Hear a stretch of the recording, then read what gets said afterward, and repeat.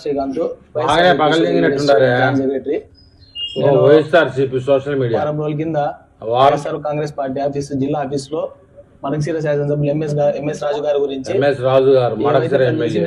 నిజాలు చెప్పిన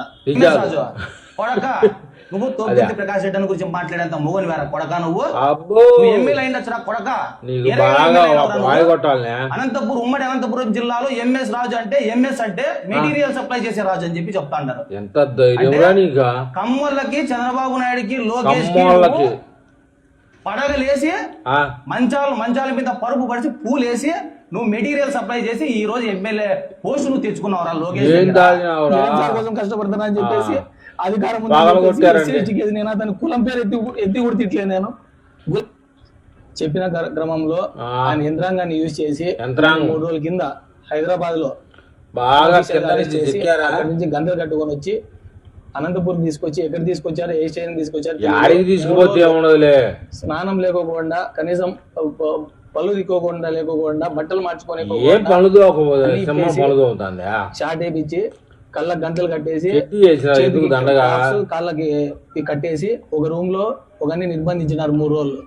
అన్నం తినేటప్పుడు కూడా మాస్క్ తినేకోకుండా, బాత్రూమ్ పోయేటప్పుడు కూడా మాస్క్ తినేకోకుండా జగన్మోహన్ రెడ్డి గారు అని చెప్పి తనుకుంటా మాట్లాడుకుంటా 3 రోజుల నుంచి నన్ను ఇబ్బంది పెట్టుకుంటా మా ఇంట్లో వాళ్ళకి ఫోన్ చేస్తానంటే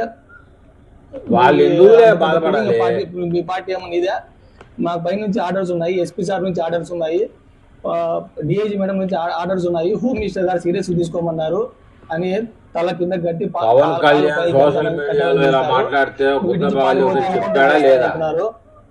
అదే విధంగా నువ్వు ఇట్లా చేసినావంటే శవం మీద వెళ్తావు నీళ్ళలో ఎన్నో ఎవరు కొడుతున్నారో తెలియదు, ఎవరు చేస్తారో తెలియదు. కళ్ళకు మాత్రం గంతులు 24/7 3 రోజులు కానిస్టేబుల్ ఎవరైనా తెలుసు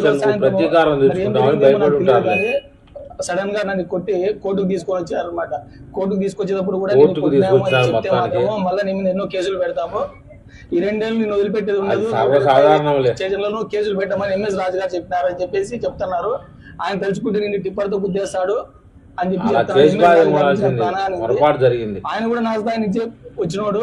నేను ఆయన ప్రశ్నించినందుకు వైసీపీ పార్టీలో ఉన్నాను, ఆయన టీడీపీ పార్టీలో చూపించేసి నువ్వేది మాట్లాడేది బాధ్యత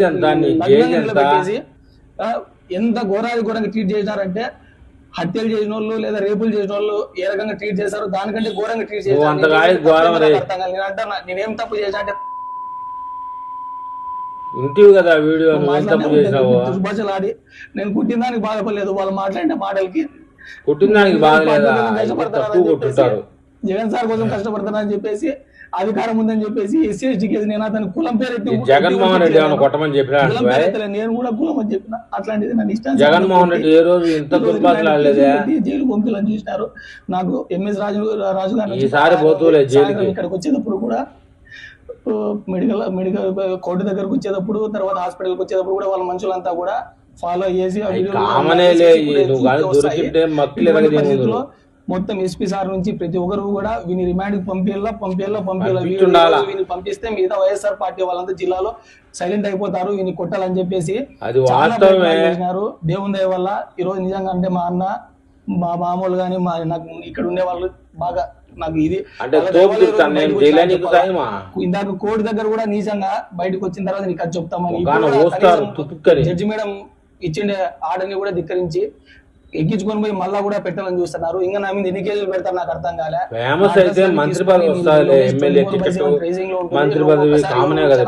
2 నెలల్లో ఈసారి నీ మీద రౌడీ షీట్ ఓపెన్ చేస్తాము, పీడీ యాక్ట్ కూడా పెడతామని చెప్పి చెప్తున్నారు. ఏం తప్పు చేసినా నాకు అర్థం కాలేదు. ఇంతవరకు నా మీద ఏ కేసు లేదు, ఇదే మొట్టమొదటి కేసు. ఈసారి కానీ ఇదే పార్టీకి ముందరకు వస్తే మీ అమ్మని తీసుకొచ్చి లోపల పెడతామని చెప్పి బ్లాక్ మెయిల్ చేసి సభ్యులు తోపుదుర్తి ప్రకాష్ రెడ్డి అన్న గారిని ఏ మాటలు అయితే అన్నారో నేను అదే మాట్లాడినాను. అయితే ఎంఎస్ రాజు గారు అసలు వ్యక్తిగతంగా సంబంధం లేకపోయినా కూడా ఇష్టానుసారంగా యావత్ జిల్లా